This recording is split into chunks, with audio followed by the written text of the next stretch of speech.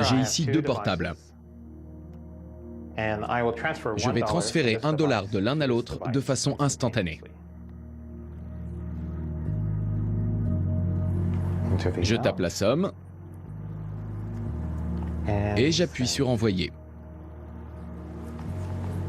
La transaction est en cours. C'est fait. Vous venez d'assister à ce qui ressemble à une transaction financière, tout ce qu'il y a de plus ordinaire. De l'argent transféré par voie électronique d'un compte à un autre. Mais ce qui semble être un transfert bancaire classique est peut-être en réalité la technologie la plus révolutionnaire que vous verrez de toute votre vie. Cette technologie porte le nom de Bitcoin.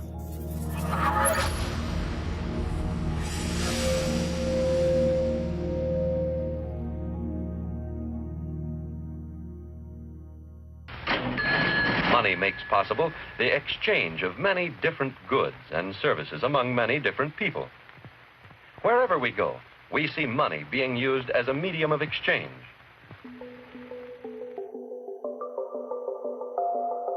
L'argent est au cœur de notre existence. Chaque jour, nous réalisons des transactions les uns avec les autres. Pour l'instant, presque toutes nos transactions quotidiennes intègrent une tierce partie. Une banque, une société de cartes de crédit ou un service de transfert de fonds. Au bout du compte, ce sont ces institutions qui se chargent d'effectuer la transaction pour nous. Du moins, avant l'invention du Bitcoin. Le Bitcoin est véritablement l'une des inventions les plus importantes de l'histoire de l'humanité. C'est vous dire l'impact qu'il va avoir sur nos vies. C'est un concept qu'on a tendance à trouver abstrait, complexe et difficile à comprendre.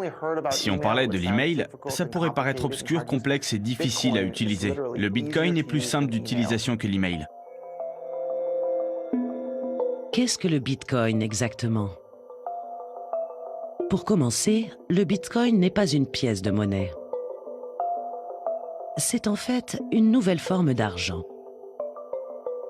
Une monnaie qui vit uniquement sur Internet et que certains ont même surnommé l'argent magique d'Internet. Je crois que la confusion vient en partie du fait que le Bitcoin est deux choses différentes à la fois, une monnaie et un réseau de paiement. On n'avait encore jamais rien eu qui soit ces deux choses en même temps. Le dollar est une monnaie, mais pas un réseau de paiement. PayPal et Visa sont des réseaux de paiement, mais ne sont pas des monnaies. Le Bitcoin est les deux à la fois. Mais il possède aussi une autre propriété. C'est qu'il peut être téléporté de manière instantanée n'importe où dans le monde, aussi simplement que ça, et quasi gratuitement. Personne ne peut rien faire pour bloquer ces téléportations, ni pour les intercepter. Et à condition de se montrer prudent quand on utilise le Bitcoin, on peut effectuer ces téléportations de manière anonyme. Avec le Bitcoin, en appuyant sur un bouton, on peut payer n'importe qui ou se faire payer de n'importe qui, n'importe où dans le monde. À la suite de la crise financière internationale, un auteur utilisant le pseudonyme de Satoshi Nakamoto a posté un document de 9 pages sur un forum en ligne. Le document intitulé Bitcoin, un système d'argent électronique peer-to-peer, allait bientôt devenir l'élément de base de ce qui est aujourd'hui le premier concept totalement opérationnel d'argent décentralisé. Ce sont les bougies quotidiennes du Bitcoin en arrière-plan, mais je souhaiterais parler de ces courbes de tendance. Vous les avez vues dans d'autres présentations plus tôt dans la journée. J'ai commencé par travailler chez Bear Stearns en 2007, donc 1 an et demi environ avant que la crise financière ne frappe vraiment. Après Bear Stearns, j'ai rejoint JP Morgan, où je suis devenu un de leurs vice-présidents. C'était mon dernier poste. Tous ces jobs étaient situés dans le Midtown ou le centre-ville de Manhattan. Ton Weiss est un vétéran de Wall Street. Ancien vice-président chez JP Morgan, il passe désormais son temps à étudier le sujet du Bitcoin et à donner des conférences. Le concept du Bitcoin est généralement difficile à expliquer. Il faut essayer de le décomposer le plus simplement possible. La façon la plus simple de le décrire est de le comparer à un message que l'on transmet par voie numérique. On a tous l'habitude des ordinateurs, on envoie tous des emails, des photos, mais en fait, c'est toujours une copie qu'on envoie. Chaque fois qu'on clique sur le bouton envoyer sur un ordinateur, on garde toujours un exemplaire, à savoir l'original. En matière de transactions financières, donc quand on clique sur le bouton envoyer, il y a un intermédiaire, la banque, qui transfère l'argent d'un compte à l'autre. Et c'est précisément le problème que le Bitcoin est parvenu à régler. Avec le Bitcoin, on prend un objet numérique et quand on clique sur le bouton envoyer, on n'envoie pas une copie. On envoie réellement un objet numérique. Fondamentalement, le Bitcoin est par nature un nouveau système monétaire. Cependant, il ne ressemble à aucun autre système qu'on ait déjà vu par le passé, parce qu'il n'est pas centralisé à un seul endroit. La nature décentralisée de la plateforme Bitcoin est l'une des choses qui rendent ce concept si unique et révolutionnaire.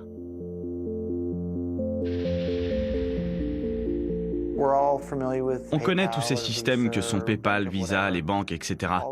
Tous ces services traditionnels qui servent à contrôler qui est autorisé à détenir un compte, qui peut envoyer de l'argent à qui, de quel pays les utilisateurs peuvent envoyer de l'argent à des utilisateurs d'autres pays. Avec le Bitcoin, aucune entité ne contrôle tout ça.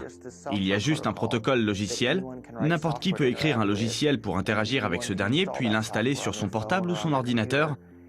Et une fois que c'est fait, il est en mesure de communiquer avec n'importe qui d'autre partout dans le monde, utilisant aussi le logiciel de Bitcoin. Ce logiciel, qui exécute le protocole Bitcoin, est généralement appelé un portefeuille, un porte-monnaie numérique qui stocke les bitcoins et permet à son détenteur de les transférer d'un portefeuille à un autre. Le protocole Bitcoin est open source, ce qui veut dire que le code de programmation est à disposition de tous et peut être librement complété et redistribué. Ainsi, de la même façon que n'importe qui peut ajouter un nouveau site internet sur le web, les programmeurs peuvent ajouter de nouveaux produits au réseau Bitcoin.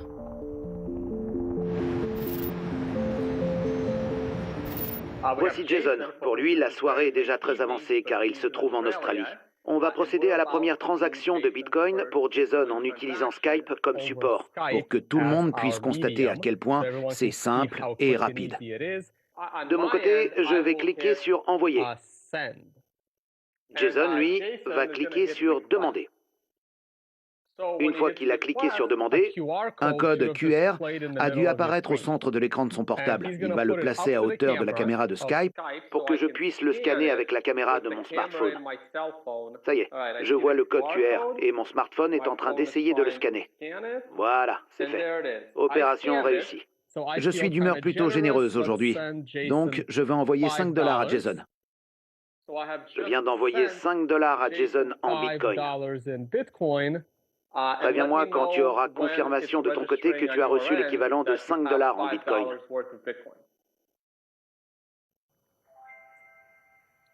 Voilà, ça y est. Ça n'a pas pris plus de 10 à 15 secondes.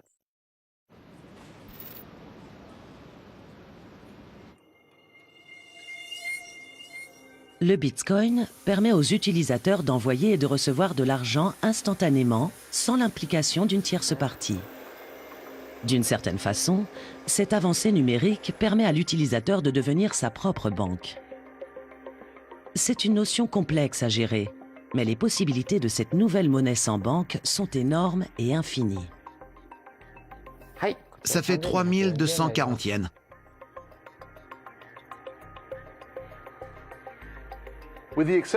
À l'exception de la remise d'argent liquide, on doit généralement se fier à des intermédiaires pour de nombreux paiements divers, que ce soit par carte de crédit ou par virement international. Même pour mettre des grosses sommes d'argent de côté, on se sert des banques. En fait, le Bitcoin nous permet de faire toutes ces choses sans intermédiaire.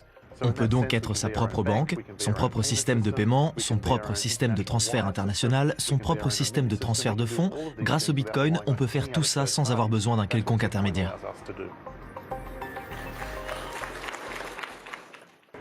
Avant le Bitcoin, toutes les sociétés comme PayPal, Visa, Bank of America ou n'importe quelle entreprise disposaient d'un registre où tous les soldes de compte étaient consignés et suivis.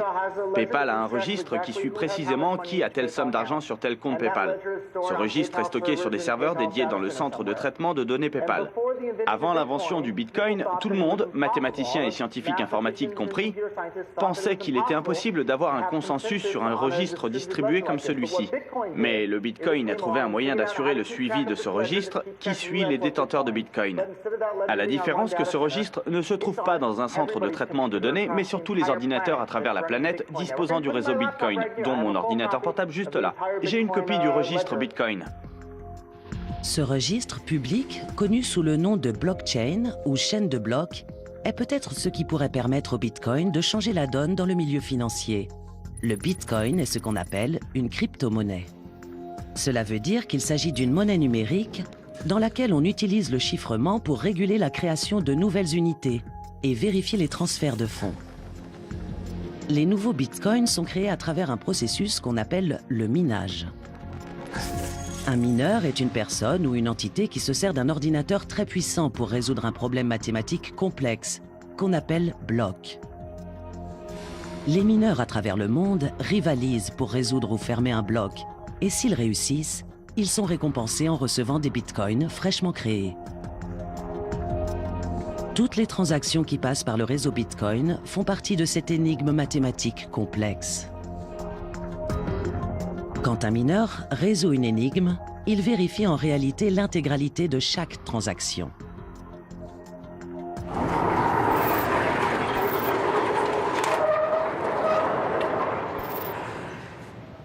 Bienvenue! Nous nous trouvons dans une vaste usine de recyclage à l'abandon. Il y a des incinérateurs là-bas, ces deux énormes silos. Juste derrière ce mur, on trouve l'équivalent d'un mégawatt de panneaux solaires. Ça fait beaucoup. Ça correspond à peu près à notre consommation. Donc on va pouvoir couvrir entièrement nos dépenses d'électricité.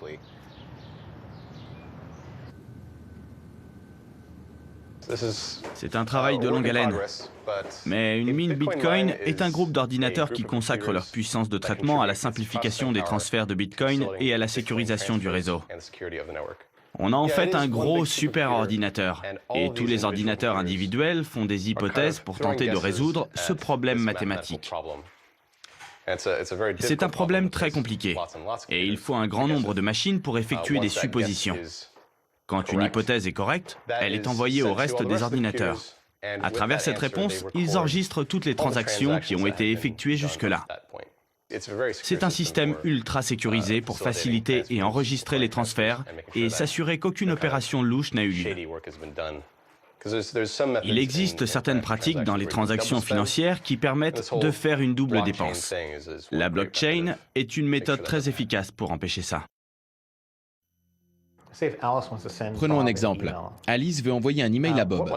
Ce qui se passe, c'est qu'on ne voit pas, c'est que le long du trajet du message à travers le réseau, l'email est copié à plusieurs endroits du réseau, avant qu'au bout du compte, le message final ne soit transmis à Bob.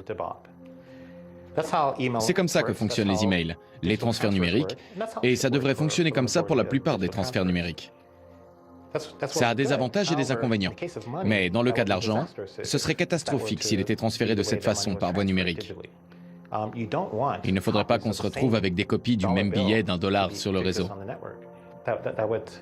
Ça mettrait à mal le principe même de rareté de l'argent. C'est le problème auquel Satoshi Nakamoto s'est attaqué en créant le Bitcoin. Ce qui se passe sur le blockchain du Bitcoin, c'est que lorsqu'Alice veut envoyer un Bitcoin à Bob, elle engendre une transaction qui est copiée à travers tout le réseau. La différence avec l'email, c'est qu'à cette transaction sont intégrées des instructions au reste du réseau qui disent « À partir d'ici, le contrôle du Bitcoin est transféré à Bob et le reste du réseau s'accommode de ces instructions. » Le moment où je me suis rendu compte que le concept du Bitcoin était vraiment difficile à comprendre, c'est quand j'ai passé toute une soirée à l'expliquer à une amie. Quand je suis rentré chez moi, j'ai vu qu'elle avait mis un post sur ma page qui disait « Je réfléchissais à cette histoire de Bitcoin et à tes explications sur le minage. Ça veut dire que les Bitcoins se trouvent sous terre au départ ?» Je me suis rendu compte que le concept de Bitcoin était vraiment compliqué à comprendre pour les gens, et en particulier la partie du minage, parce que les Bitcoins ne se trouvent pas sous terre à l'origine. Pour les nouveaux utilisateurs, le Bitcoin peut être un concept assez obscur. Les Bitcoins ne sont pas tangibles et ne se trouvent certainement pas sous terre. Néanmoins, il y a des similitudes très intéressantes entre le Bitcoin et un métal précieux que l'on trouve sous terre. L'or est une monnaie et une valeur refuge depuis des millénaires. De nos jours, on extrait l'or de la terre partout dans le monde. La quantité d'or pouvant être récupérée de cette façon diminue au fur et à mesure de l'existence de la mine, jusqu'à ce que celle-ci ait finalement été vidée de toute sa précieuse matière. Les bitcoins sont minés ou récoltés d'une manière similaire. L'algorithme du bitcoin est programmé de telle façon à ce que la récompense pour avoir miné de nouveaux bitcoins soit divisée en 2 tous les 4 ans, et ce jusqu'à l'année 2140, date à laquelle on estime que tous les bitcoins auront été minés. Peut-être que le mystérieux créateur du bitcoin a essayé d'imiter les propriétés de l'or, presque comme pour créer une pièce d'or virtuelle qui pourrait être divisée puis envoyée instantanément à travers le monde. Je vais essayer d'expliquer ça de manière vraiment simple. En fait, les mineurs de Bitcoin reçoivent une récompense simplement parce qu'ils préservent la sécurité des transactions en Bitcoin. Sur le plan mathématique, cela veut dire que vous devez résoudre des problèmes relativement difficiles. C'est un processus consistant à établir des suppositions. Il faut faire des millions et des millions de suppositions. Si vous avez raison et que vous parvenez à enfermer toutes ces transactions à l'intérieur d'un bloc, cela veut dire que vous avez réussi et qu'en tant que mineur, vous allez recevoir 12 bitcoins 50. Au départ, la récompense était de 50 bitcoins. Mais tous les 4 ans, ces récompenses pour les mineurs sont divisées par 2. La somme de bitcoins attribuée en cas de succès diminue donc au fil du temps. Peu importe de qui il s'agit. En tout cas, le créateur du Bitcoin était quelqu'un d'extrêmement intelligent qui manifestement aimait beaucoup les maths. Il a réfléchi, il a fait des calculs et il s'est demandé, au cas où tout le monde sur la planète se mettrait à utiliser le système de Bitcoin, combien de Bitcoin il nous faudrait pour répondre aux besoins de tous ceux qui se serviraient de cette méthode. Chaque Bitcoin peut être divisé jusqu'à 100 millionièmes de Bitcoin.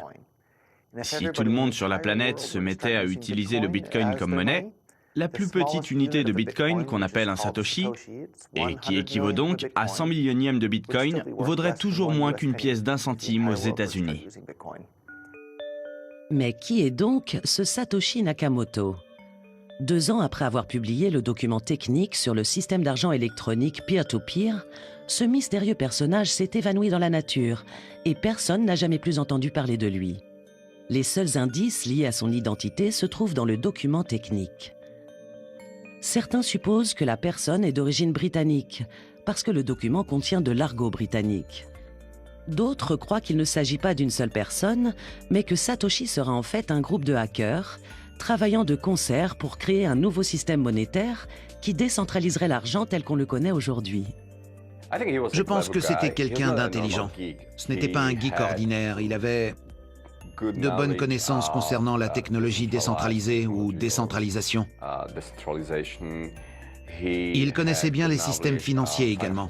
Et c'était un très bon programmeur. Mais le code Bitcoin n'est définitivement pas le meilleur qui existe. Il est certainement possible d'écrire un meilleur code. Il y a aussi une théorie du complot selon laquelle le code Bitcoin aurait été écrit par une seule personne pour certains et par un groupe d'individus pour d'autres. C'est difficile à dire. Quoi qu'il en soit, ce que je trouve particulièrement intéressant, c'est qu'il s'agit du premier concept d'argent décentralisé totalement opérationnel. Toutes ces interrogations sur l'identité de Satoshi, c'est vraiment passionnant. Il y a de nombreuses hypothèses, en particulier parmi les personnes qui ont participé au développement du système Bitcoin dès le départ. Mais quelle différence est-ce que ça fait de savoir qui a créé le Bitcoin? Je ne suis pas sûr que ça change véritablement quelque chose. Il y a beaucoup de choses qu'on utilise tous les jours sans savoir qui les a inventées, et pourtant, elles nous facilitent bien la tâche dans nos activités quotidiennes. J'ignore qui est Satoshi. On sait très peu de choses sur lui. Il pourrait participer à une conférence, ça pourrait être quelqu'un qu'on connaît, à qui j'ai parlé, ou l'un de mes amis si ça se trouve. Je ne sais pas qui c'est. On ne le saura peut-être jamais, mais c'est marrant comme jeu. Est-ce que je suis Satoshi? Je préfère ne pas répondre à cette question.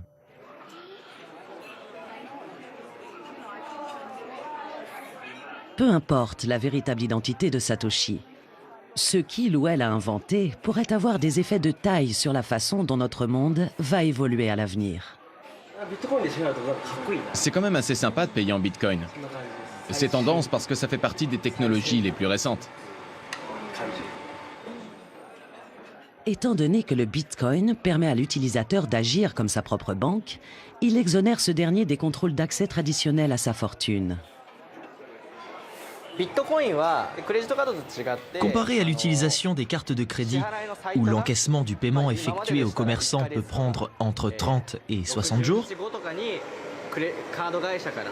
les paiements en Bitcoin sont reçus de manière instantanée. C'est donc beaucoup plus simple comme fonctionnement.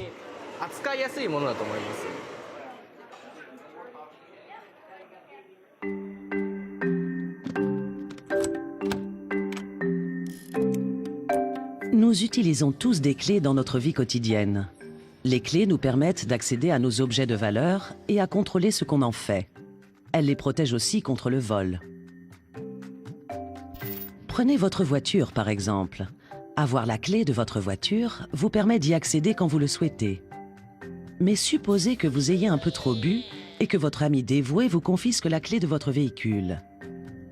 La voiture est toujours à vous. Mais vous n'en avez plus le contrôle et devez demander à quelqu'un de vous ramener chez vous.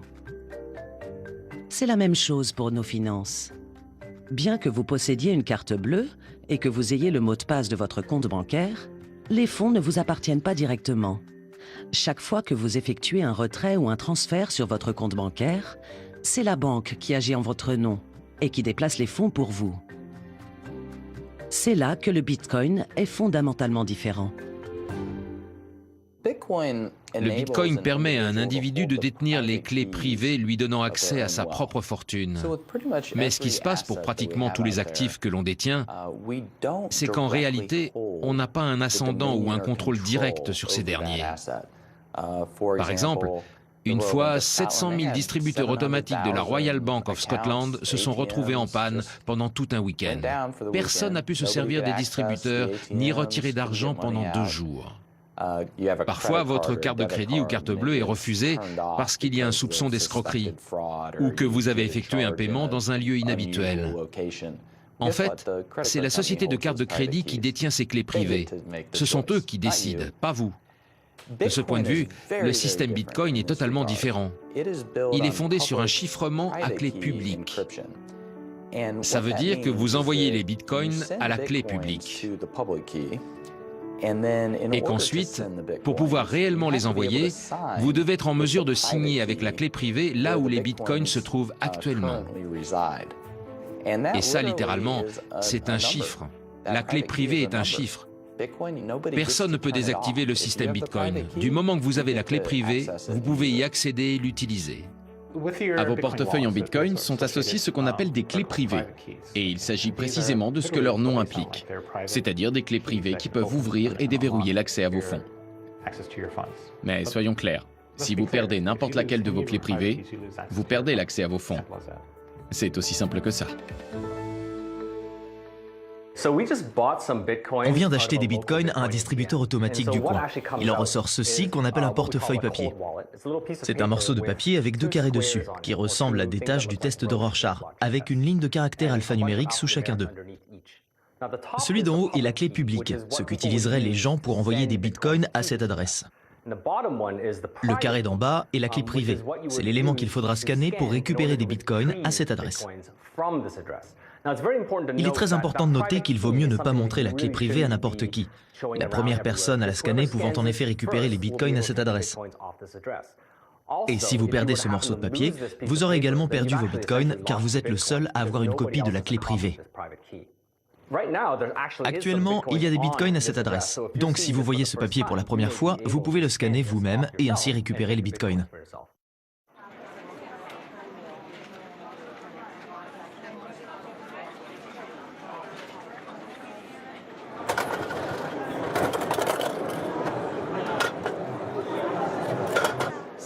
Voici un Satoshi Coin. La pièce a une valeur de 0,001 bitcoin. Selon le taux de change actuel, c'est l'équivalent de 45 cents. C'est une toute petite somme, mais cette pièce contient de véritables bitcoins. Pour encaisser la valeur de ce jeton, il faut d'abord décoller l'autocollant avec l'hologramme qui se trouve au dos. Comme ça. En faisant ça, on dévoile un code QR sur l'autocollant. Ce code QR contient en fait les informations de la clé privée, qui est une sorte de mot de passe à la base. C'est grâce à cette clé privée et uniquement à ça que l'on peut récupérer les bitcoins sur cette pièce et les transférer dans son portefeuille virtuel.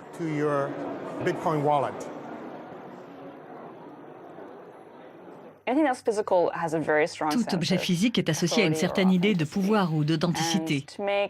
C'est pour ça que dans l'objectif de rendre la limite d'accès au Bitcoin aussi mince que possible, je pense que tous ceux qui travaillent sur ce projet se sont dit que c'était vraiment important que les gens puissent avoir un morceau de Bitcoin qui soit palpable, transportable et qui ne coûte pas trop cher pour commencer. C'est un objet qui n'engage pas à grand-chose. Étant donné que le Bitcoin est basé sur un chiffrement à clé publique, tout le déroulement des opérations pour le transfert de paiement, en particulier en ligne, est fondamentalement différent de celui des cartes de crédit. Les cartes de crédit n'ont pas été conçues pour être utilisées sur Internet à l'origine. Quand elles sont apparues, Internet n'existait pas. Dans un système ne nécessitant pas d'action du consommateur, vous avez donné l'autorisation au commerçant ou à la société émettrice de la carte de crédit de prendre de l'argent sur votre compte bancaire chaque fois qu'il pense avoir le droit de le faire. Avec une carte de crédit, quand vous voulez effectuer une transaction, vous donnez les clés au commerçant, qui plus est, à chaque commerçant avec lequel vous traitez. Ça veut dire que chaque fois que vous effectuez une transaction en ligne, par exemple, vous prenez un risque. Vous confiez au commerçant des informations très personnelles dont il peut s'emparer pour réaliser lui-même des transactions s'il le souhaite. Le Bitcoin est un modèle totalement différent, où le contrôle est davantage du côté du consommateur. C'est lui qui pousse ses fonds vers le vendeur. Si vous proposez des prestations en ligne, vous pouvez diffuser une adresse Bitcoin et n'importe qui dans le monde peut vous payer en Bitcoin. Imaginez que vous fassiez partie d'un groupe de musique, que votre groupe donne un concert et que ce concert soit retransmis dans le monde entier. Si vous installiez sur la scène un panneau portant une adresse Bitcoin, vous pourriez recevoir des subventions de toute personne qui regarde la retransmission du concert à n'importe quel moment à partir de là.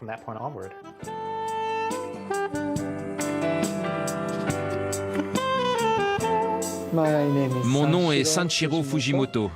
Je joue du saxophone et de divers autres instruments. Je suis compositeur, je me produis en live, je fais des CD et je gagne ma vie en tant que musicien.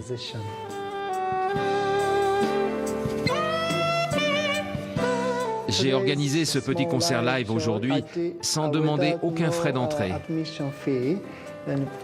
Si vous aimez ma musique, vous pouvez me donner une participation à votre convenance. Je ne sais jamais combien je vais recevoir en participation. Un jour, ça peut être rien du tout, ou si je joue bien, je pourrais avoir plus que ce que j'imagine. Donc, ça m'incite à mieux jouer.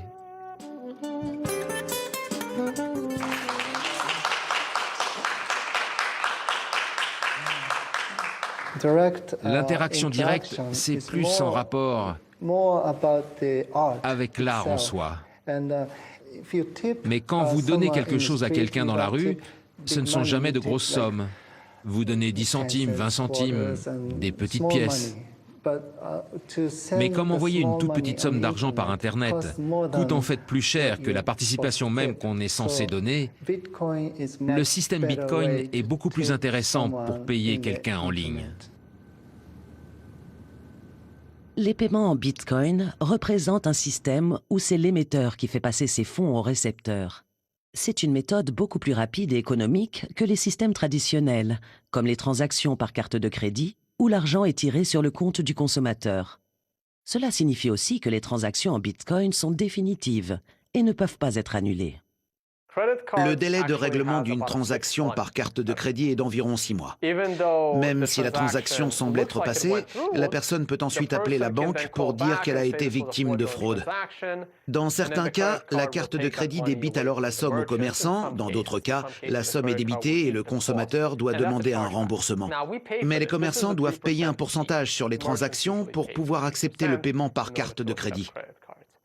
Les transactions en Bitcoin ne peuvent pas être remboursées. Je trouve que c'est une bonne chose. Même si les gens se plaisent à dire que c'est très bien de pouvoir contester et ouvrir un litige, ça arrive très rarement. On ne voit presque jamais le cas où si vous avez commandé quelque chose à une société qui a pignon sur rue et qu'il y a un souci, que vous n'êtes pas satisfait, la société ne règle pas le problème. La plupart du temps, ce genre de situation se produit si l'on vous vole votre carte de crédit. Et ça peut toujours arriver. Tout le monde utilise sa carte de crédit partout sur Internet. Et c'est le hasard et la malchance si votre carte de crédit est utilisée pour une transaction frauduleuse.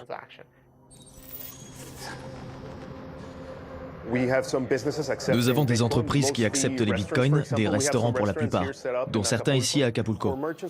Les commerçants qui acceptent les bitcoins veulent d'abord disposer d'une autre option innovante, et pour eux, ça représente de nombreux avantages. Il n'y a pas de frais pour chaque paiement comme pour les cartes de crédit, qui peut être de 3, 4, 5 ou 10% selon la carte de crédit. On ne fait pas payer de frais. On n'a pas de somme minimum pour les paiements. Vous pouvez payer 10 pesos, 50 pesos, il n'y a pas de minimum.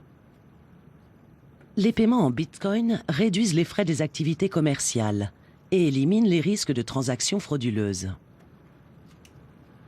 Les entreprises, des petites sociétés familiales ou multinationales, ont commencé à adopter ce nouveau moyen pour le transfert de valeur.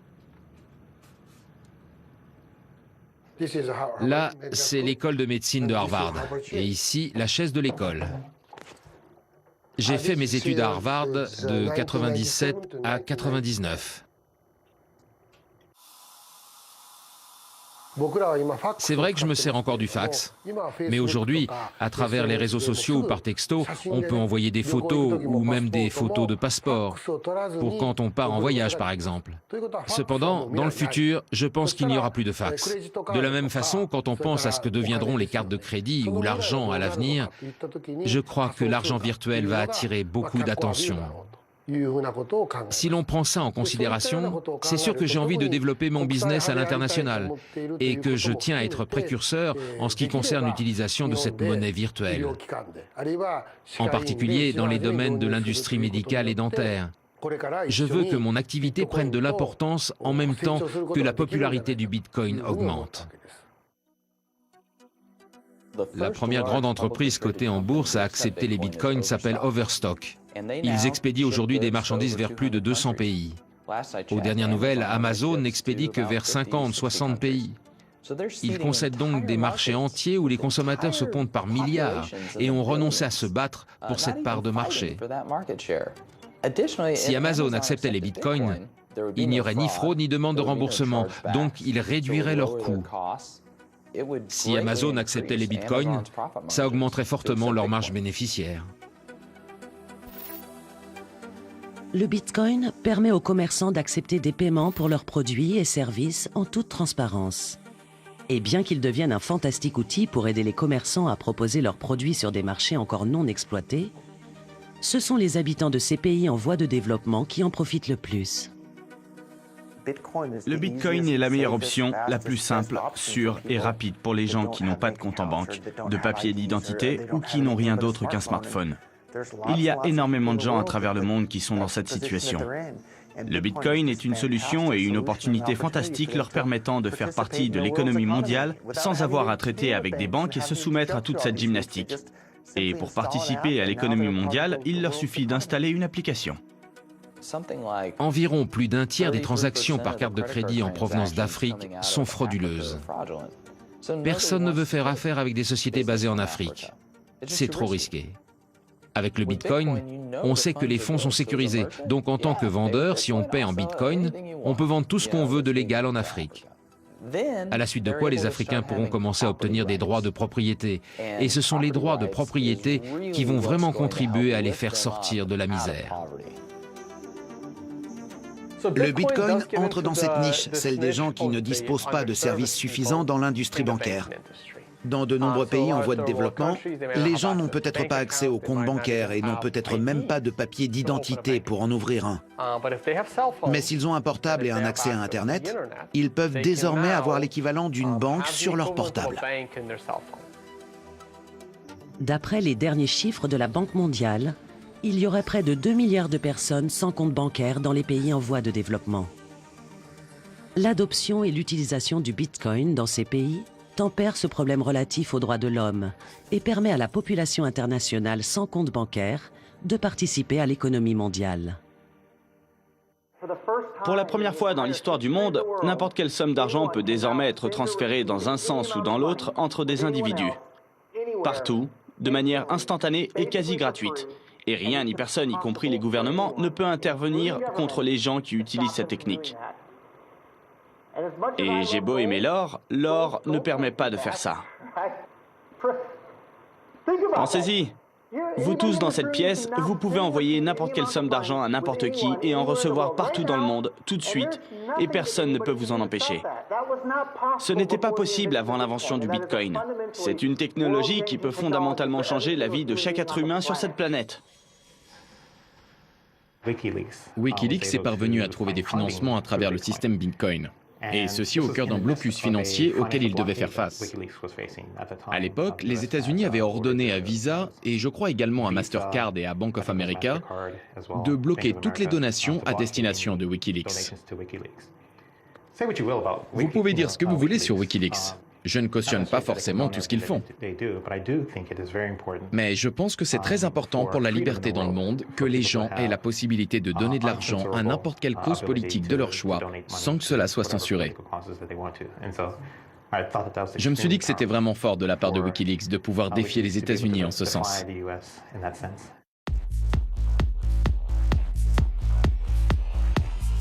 Puisque le Bitcoin met les clés privées de sa fortune dans les mains de l'utilisateur, il peut servir à financer des causes militantes. Mais le Bitcoin peut aussi être utilisé pour une soirée en ville. Mon nom est Ken Shishido et je suis le co-organisateur de cette convention, le Bitcoin Meetup Group à Tokyo. On a organisé un événement spécial ce soir. C'est un spectacle de danse burlesque où les danseuses reçoivent des pourboires en Bitcoin. La principale raison pour laquelle j'ai fait ça, c'est parce que parfois, on veut rendre nos conventions un peu plus intéressantes. Au lieu de parler seulement de choses très techniques ou de sujets politiques. C'est un événement qu'on cherche à rendre vraiment divertissant, tout en étudiant toutes les possibilités qu'offre le Bitcoin.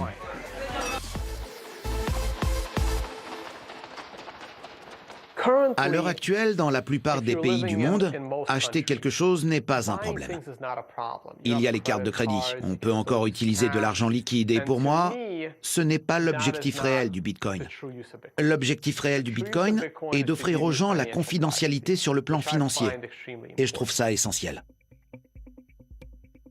Au cours de la crise financière internationale, tandis que les failles dans le système financier se propageaient, des institutions que l'on considérait jusque-là comme invincibles ont montré leur vulnérabilité. Comme on le sait maintenant, plusieurs gouvernements à travers le monde ont été obligés de renflouer des institutions financières.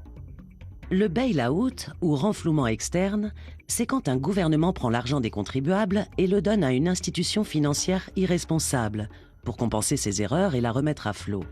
Contrairement au bail-in, ou renflouement interne, où la loi permet aux institutions financières de ponctionner les fonds directement dans les comptes de leurs clients pour éponger leurs pertes. C'est ce qui s'est passé à Chypre en 2013. J'ai commencé à entendre parler du Bitcoin en 2013, en particulier durant la crise à Chypre où les banques avaient été fermées et l'argent des citoyens confisqué. Je me souviens avoir dit à mes collègues, aux doctorants, aux quants, les analystes quantitatifs, que c'était extrêmement grave et que de nombreux autres pays occidentaux allaient probablement rapidement être touchés. Ils se sont tous moqués de moi en disant « C'est seulement Chypre, ça n'arrivera jamais ici ». C'est là que j'ai compris que quelqu'un devait avoir trouvé un moyen de contourner ce problème. Quand un déposant apporte des dollars ou des euros dans une banque, la propriété de ces dollars ou de ces euros est transférée à cette dernière. et le déposant devient un créditeur sans garantie de la banque. Si une banque se plante pour une raison X ou Y, il y a désormais des lois qui ont été adoptées dans de nombreux pays autorisant le buy-in ou renflouement interne.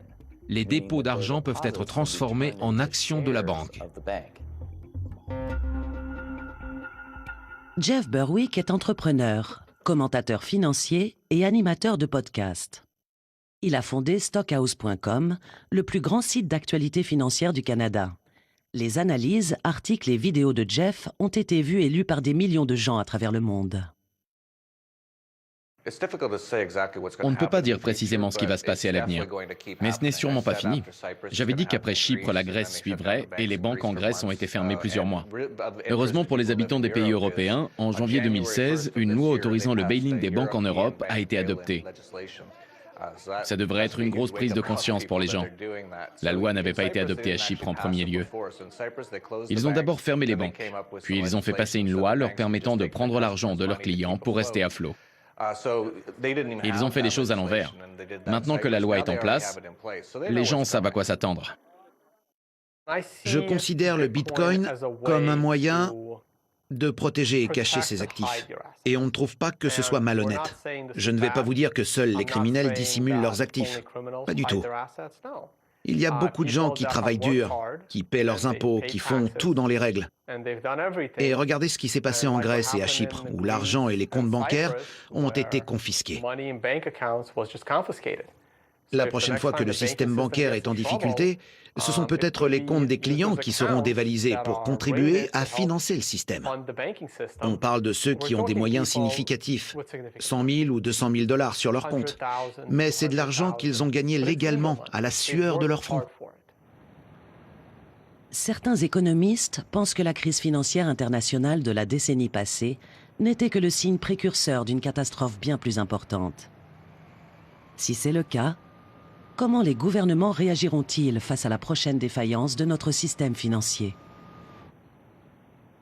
Contrairement au système bancaire actuel, le Bitcoin permet aux individus de détenir les clés privées de leur fortune. Cependant, cela va de pair avec une nouvelle responsabilité: sécuriser les Bitcoins. Avec le Bitcoin, vous avez le contrôle de votre propre argent. Mais cela veut aussi dire que vous êtes totalement responsable de ce que vous faites avec. C'est à vous de vous assurer que vos bitcoins sont toujours en sécurité. Les gens sont habitués aux cartes de crédit, aux comptes bancaires, à PayPal. Si vous vous faites voler votre carte de crédit, vous appelez la société émettrice, elle fait opposition et c'est terminé. Si vous vous faites voler vos bitcoins, il n'y a personne à contacter pour vous venir en aide. D'un autre côté, vous n'avez pas besoin de demander l'autorisation à qui que ce soit pour utiliser vos bitcoins comme vous voulez. C'est à double tranchant. Mt. Gox, the Tokyo-based Bitcoin exchange, has filed for bankruptcy protection. The announcement comes days after the exchange announced that as much as $450 million of the virtual currency had gone missing. CEO Mark Capelli's apologized and bowed deeply on Japanese television. It remains unclear if the missing Bitcoins were stolen, voided by technological flaws, or both. Je me trouve devant l'ancien bâtiment du Mont Gox. Mont Gox était la plus grosse plateforme d'échange de Bitcoin qui ait jamais existé. Je crois qu'à un moment, il faisait un chiffre de plus de 100 millions de dollars par jour. Et la plateforme a fini par s'effondrer de manière assez spectaculaire en 2014. Je crois que le montant des pertes s'élevait à plus de 450 millions de dollars. Ils ont déclaré avoir perdu 850 000 bitcoins, dont 200 000 auraient été retrouvés plus tard dans un vieux portefeuille. Les gens plaçaient de l'argent et ils leur donnaient leur bitcoin. Ils leur donnaient le contrôle de leurs clés privées. Ironie du sort, c'est précisément de ce risque de centralisation que le système Bitcoin est censé nous aider à nous passer. Mt. Gox avait pris toute la nature décentralisée du Bitcoin pour la mettre dans une seule entreprise réunissant les actifs d'une multitude de personnes. En outre, ils avaient confié la gestion des finances à la seule personne qui avait les clés du royaume. Sur les 2 ou 3 dernières années, d'après mes calculs, on a dû assister à au moins 5 et jusqu'à une dizaine de piratages majeurs d'entreprises dont les activités avaient un lien avec le Bitcoin. Une chose qu'il faut bien comprendre, c'est que le système Bitcoin est fondamentalement différent du fait de sécuriser un actif qui se trouve dans l'espace financier traditionnel. Avec le Bitcoin, si vous parvenez à avoir accès à la clé privée du portefeuille de quelqu'un, vous pouvez réaliser une transaction en dehors de l'infrastructure de la société concernée sans qu'il s'en rende compte. Ça ne ressemble à rien de ce qui existe de nos jours dans l'espace financier, où si l'on veut prendre de l'argent à cette cible, on doit d'abord avoir infiltré son infrastructure. Je pense que ça fait partie de notre mentalité. On nous a éduqués à ne pas nous sentir capables de gérer notre argent. Donc tout le monde le met à la banque où il sera en sécurité. Cette sorte d'état d'esprit où l'on place son argent dans une entreprise centralisée dont l'unique objectif est de le préserver, c'est une idée préconçue qui est vraiment très difficile à dépasser. C'est compliqué de changer ça. Je crois que c'est ce qui est le plus problématique concernant le système Bitcoin. Ça met au défi les gens de remettre en cause ce préjugé. Ça met au défi les gens de prendre le contrôle de leur propre argent et de sa valeur et de le protéger eux-mêmes. Comme on le sait à l'heure actuelle, le système Bitcoin est relativement sûr. Si vous contrôlez plus de la moitié de la puissance informatique du réseau Bitcoin, vous pouvez prendre la main sur tout le réseau. Mais d'un point de vue technique, c'est très difficile. Si l'on prend en considération la puissance réseau actuelle du système Bitcoin, c'est pratiquement impossible. De ce point de vue, le système Bitcoin est beaucoup plus sûr que les plus grandes plateformes, les plus sécurisées de quelques-unes des principales banques internationales. Le problème, c'est qu'une multitude de personnes ne font pas confiance au système Bitcoin simplement parce qu'on entend beaucoup parler de piratage touchant des plateformes Bitcoin et certains services d'échange notamment. Le problème, c'est que tous les services basés sur le Bitcoin ne sont pas concrètement un Bitcoin en soi. C'est compliqué de... Ce que je veux dire, c'est que les gens ont du mal à associer la sécurité des services basés sur le Bitcoin au Bitcoin lui-même. L'effondrement de la plateforme d'échange Bitcoin, Mt. Gox, en 2014, a provoqué beaucoup de perplexité et de scepticisme concernant la sécurité du Bitcoin. Cependant, plusieurs années après cet événement, le système Bitcoin est aujourd'hui dans le collimateur de nombreuses institutions au sein de l'industrie financière. La question que tout le monde se pose, ce qui monopolise les conversations aujourd'hui, c'est de savoir si la technologie de la blockchain aura un impact sur l'industrie financière. Mais si vous allez dans les salons professionnels et que vous écoutez les médias, la question n'est plus de savoir si, mais comment la technologie de la blockchain va affecter et transformer l'industrie financière. On sait aujourd'hui que c'est inéluctable. La technologie de la blockchain va avoir un impact majeur sur le milieu de la finance. Mais on n'en a pas toujours été là. Si vous regardez en arrière, il y a seulement 2 ou 3 ans, la tendance générale consistait à affirmer que le Bitcoin était un concept qui prêtait à rire, un système non viable qui ne pouvait pas être appliqué dans l'espace financier. Au Japon, la loi sur les monnaies virtuelles a été adoptée par la Chambre des représentants. Il ne reste qu'à espérer qu'elle le sera également très bientôt par la Chambre des conseillers. Cela veut dire que le gouvernement reconnaît l'existence des monnaies virtuelles et qu'il fait son possible pour fixer certaines règles dans ce domaine et donc soutenir le secteur économique.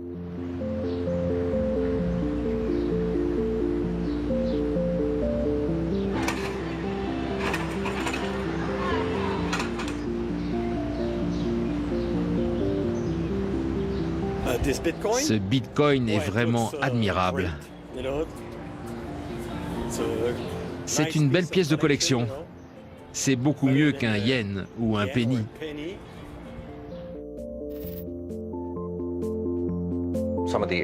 Parmi les endroits où le Bitcoin est le plus populaire, il y a la Chine, où le niveau de contrôle des capitaux est très élevé. Dans des pays comme la Chine, l'Argentine ou l'Iran, beaucoup de gens se sont laissés séduire par le phénomène Bitcoin. C'est compliqué de transférer de l'argent dans ou hors du pays sans affronter des problèmes de réglementation ou si l'on ne connaît personne au gouvernement. Ça a été un gros coup de pouce pour le Bitcoin. Les avantages du Bitcoin continuent de le rendre de plus en plus populaire à travers le monde, et ce dans les lieux les plus improbables parfois. Mon nom est David Hayet. Je suis gérant du Phoenix Rising Café à Nimbin. Voici votre terminal de paiement en Bitcoin, situé juste à côté du distributeur automatique traditionnel, pour que les clients puissent avoir le choix. Je trouve que le système bancaire actuel est plutôt contraignant. Et le fait que les gens qui possèdent leur propre système bancaire soient indépendants est quelque chose qui me plaît vraiment. Et puis, comme c'est un système numérique et que nous vivons à l'ère numérique, je savais qu'avec le temps, ça finirait par peser dans la balance. Le Bitcoin est définitivement la plus grande innovation dans le domaine de la science monétaire depuis Isaac Newton et son étalon or. Ça va totalement révolutionner la façon dont tous nos actifs sont détenus. Ça va interférer avec les lois, ça va désorganiser la comptabilité, ça va déstabiliser l'industrie financière et tellement d'autres choses. Et en outre, ça risque de rapidement décentraliser les capitaux. On ne verra plus des millions de gens amasser tout leur capital pour en faire un seul énorme tas qui sera ensuite réparti par un haut responsable de Merrill Lynch ou de Bank of America. Ça représentera plusieurs millions de gens qu'il faudra essayer d'attirer hors de leur capital pour aller mener une guerre en Afghanistan ou en Irak. Une fois toutes ces clés privées décentralisées, ça devient beaucoup plus difficile d'amener des gens à payer pour de nombreux biens et services pour lesquels sinon ils ne dépenseraient pas forcément d'argent. Je scanne ça et voilà, j'ai votre adresse Bitcoin dans mon portefeuille maintenant. Je vais taper $1 et cliquer sur envoyer. La transaction est en cours. Ça y est, c'est arrivé. Et il y a eu la petite musique. Avant l'arrivée du Bitcoin, j'étais pratiquement à la retraite. Je sortais beaucoup, je profitais de la vie, je m'entraînais au jiu-jitsu tous les jours. C'était très sympa, mais ça risquait pas vraiment de rendre le monde meilleur. Puis j'ai découvert le Bitcoin. J'ai regardé ce qui se passait dans le monde, j'ai vu toutes ces guerres un peu partout, et les banques centrales dévalorisaient la monnaie et empêchaient le monde d'être aussi beau qu'il pourrait l'être. Le Bitcoin m'est apparu comme un outil qui permettrait de leur retirer tous les pouvoirs à ce niveau-là. La grande majorité des gens n'ont pas envie de payer pour tuer des inconnus dans des pays étrangers. La plupart sont prêts à payer pour des routes, des écoles et des hôpitaux. Si les gouvernements disent qu'il faut de l'argent pour tout ça, les gens leur en donneraient sûrement une bonne partie. Si les gouvernements disent qu'ils ont besoin d'argent pour aller tuer des gens dans des pays où vous n'êtes jamais allé et où vous n'irez probablement jamais de votre vie, vous allez refuser de payer pour ça. Mais si vous vous servez de comptes bancaires, de dollars ou d'euros, les gouvernements peuvent saisir tout l'argent de votre compte à tout moment et imprimer autant de nouveaux billets qu'ils veulent pour financer leurs projets. Si le monde utilisait le Bitcoin, les gouvernements n'auraient plus ces moyens et le monde ne s'en porterait que mieux. Pour la première fois dans l'histoire, le Bitcoin offre désormais au monde entier un système de paiement totalement décentralisé. Un système où chaque individu détient la propriété et le contrôle de sa propre richesse financière. Où tous les utilisateurs peuvent transférer de la valeur et communiquer librement entre eux de façon instantanée. À quoi ressemblerait l'avenir de notre planète avec un outil si révolutionnaire? Les possibilités pourraient être réellement magiques. Le Bitcoin est l'argent magique d'Internet. Le Bitcoin vous permet d'envoyer de l'argent à n'importe qui et d'en recevoir partout dans le monde, comme par magie. J'arrive même plus à trouver mes mots tellement je trouve ce concept passionnant et révolutionnaire. Avec le Bitcoin, vous pouvez prendre votre tablette, votre smartphone, ce que vous voulez. Vous installez une application et en moins de 30 secondes, vous pouvez envoyer de l'argent à n'importe qui et en recevoir n'importe où dans le monde quasi gratuitement. C'est quelque chose qui est à votre portée, que vous ayez 10 ou 100 ans et dans n'importe quel pays du monde. C'est magique.